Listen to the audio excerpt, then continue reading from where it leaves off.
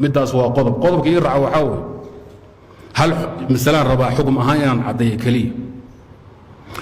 reer Geeso waxaan lahayn masalada waxaad ku dhaqaadeen xukunkeeda culimadii niba cadeeyay anoo aqoon oo malihi wadaad lagu yiri waa suufi magaciisa muxuu ahaa Sheekh Maxamed Wali shakhsiyadiisa iyo manhajkiisa aanu ma daraasin aqoon dheer oo mali laakiin hadalku ku hadlay baan hadda miisaanka saaraya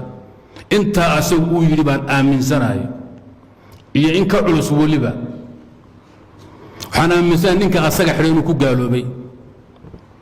quraankan idin sheegay dadka samaha iyo wanaag idin faraya in la dhibo oo wanaaga idin sheegeen lagu dhibo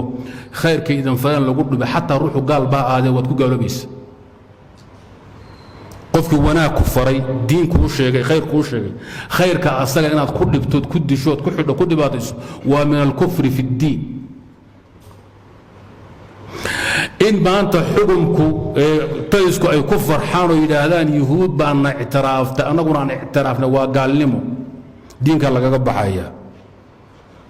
xukuumadda Hargeysa shacabka ma hadlayo shacabku meel kasto uu joogaan waa ay muslimiin nimankan saaraa waligayba haddana aan saaranahay waqtiga inta ka dhimanna aan ku dhamaysan doono waa kuwama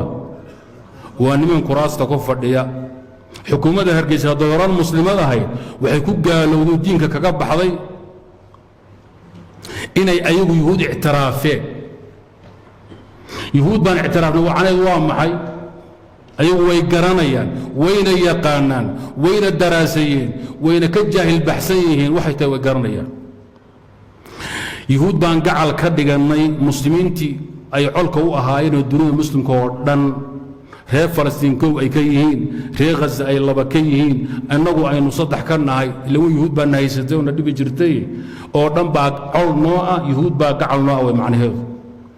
al-i'tiraaf bi Israa'iil ninki mafhuumkeeda iyo waaqiciida garanaya xukuuma iyo xaakim iyo maxkum ku gaaloobaya laana waa muwaalaat waa walo waa nusro waa uhilin yahuud loo hiliyay laga hiliyay muslimiinta oo dhan maxaa yahuud maxay yahuud maanta adduunka joogta ka siyaasiyiin ka dawlad ka xukuuma waa maxay waa cadow ilaahay